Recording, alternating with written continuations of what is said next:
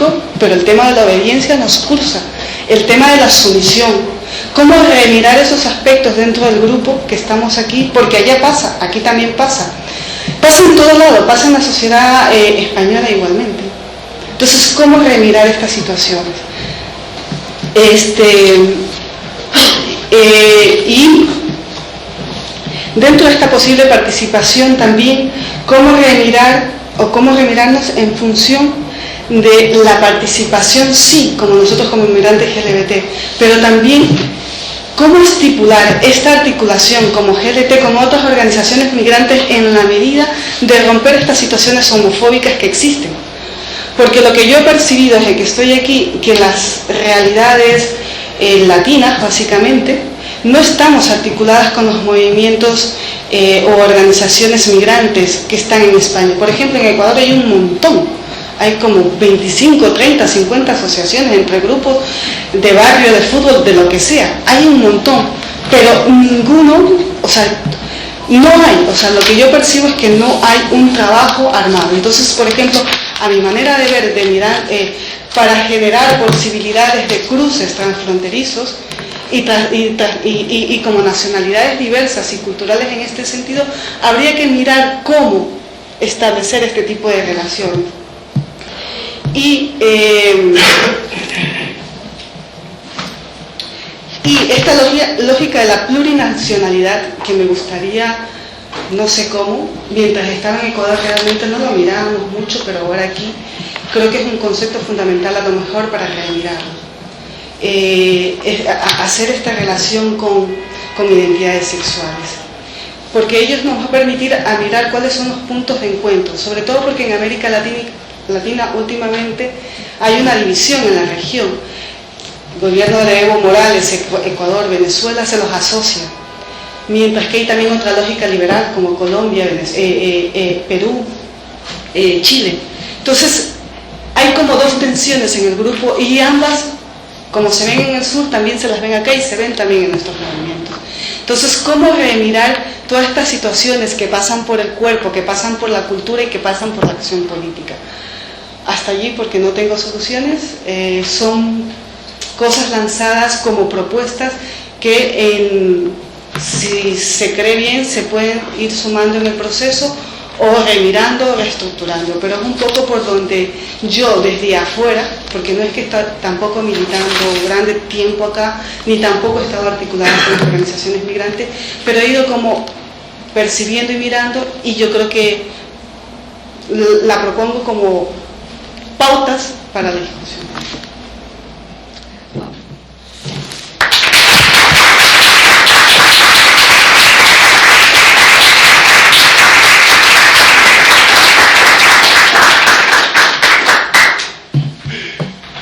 Pues es muy interesante conocer también lo que sucede en Ecuador, porque aunque yo sea latinoamericana también desconozco, ¿no? El diálogo es importante también entre nosotras, y no solo hacia afuera sino dentro. Bueno, yo no voy a hacer un recorrido como el que han hecho ellos, sino que voy a partir de las jornadas transfeministas que se hicieron en Barcelona el 17 y 18 de abril de este año, como una propuesta, ¿no? Bueno, voy a leer un poco e intentar explicar otras cosas para hacerlo fluido, es corto. A partir de las jornadas transfeministas ocurridas en Barcelona el día 18 y 19 de abril de 2010 y su predecesor, el Manifiesto Transfeminista, que muchos de nosotros o nosotras firmamos de distintos confines del planeta, aparecido el 1 de enero de 2010 como un virus en nuestros blogs, es evidente que hay interés de inventar un lenguaje y unas pautas para los transfeminismos, socializar estrategias de transformación más que de resistencia, y saber que la máxima de los años 70 que decía mi cuerpo es un campo de batalla sigue estando vigente. Nuestro cuerpo sí es un campo de batalla, pero también es un arma de batalla. Como bien lo sabemos, no existen cuerpos dóciles en los intercambios biopolíticos, ya que el agenciamiento es un intersticio que sabemos encontrar en las estructuras que parecen sólidas y férreas, y que tanto los feminismos como las y los trans hemos sabido sortear a través del devenir histórico. Es evidente también que esta irrupción en el lenguaje, este mestizaje, este bastardaje de términos que implica el transfeminismo no será fácil y supondrá que algunas se desgasten con la discusión del copyright del término, o que otros sientan que el sujeto trans solo puede evidenciar una corporalidad específica, cuyos principales representantes y voces sean los cuerpos trans. Pero hay que dejar claro que trans es un prefijo gramatical que implica desplazamiento, movimiento, devenir, estar en proceso de, sin olvidar por supuesto, el remanente corporal que el prefijo tiene para muchos sujetos que son objetos de transfobia. Así, es deseable que el transfeminismo como movimiento esté consciente de que él, al igual que los otros feminismos, es una práctica y una forma de crear lenguajes y traernos al mundo de lo articulado,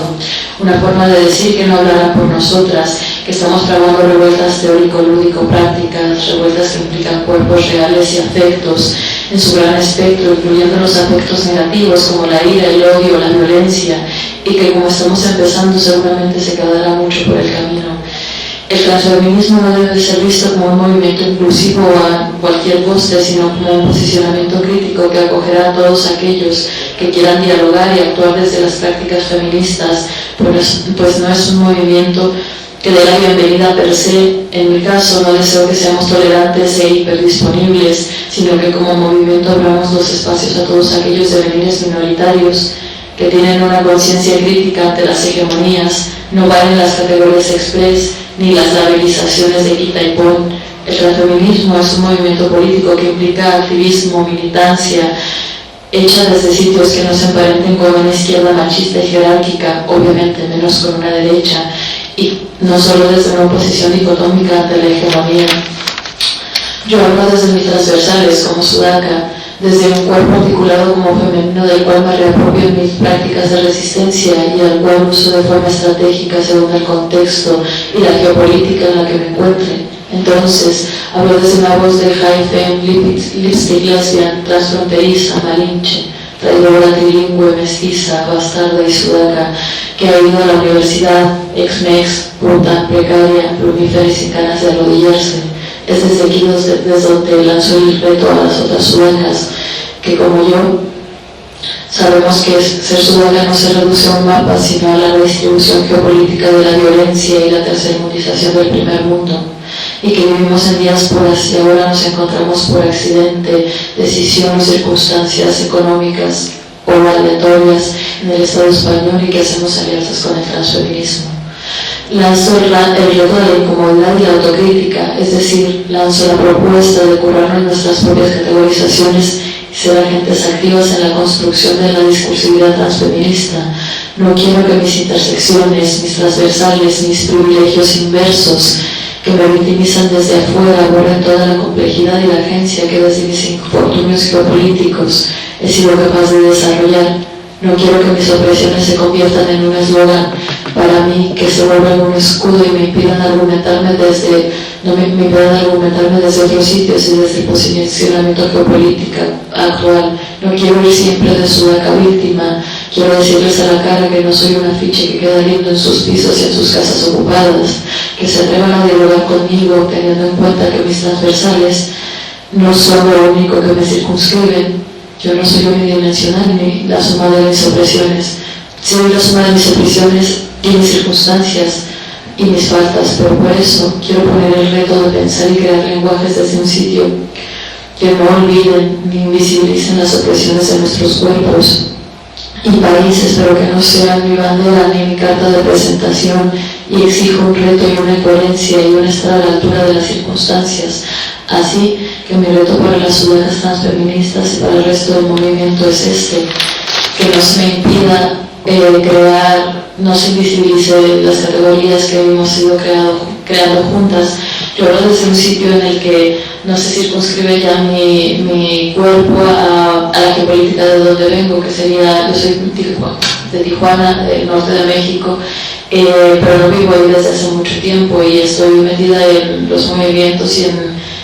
estoy interesada en la creación de un discurso en conjunto con la gente que está haciendo cosas aquí. Obviamente no estoy apelando a una integración ni a un diálogo sin conflicto. No quiero que se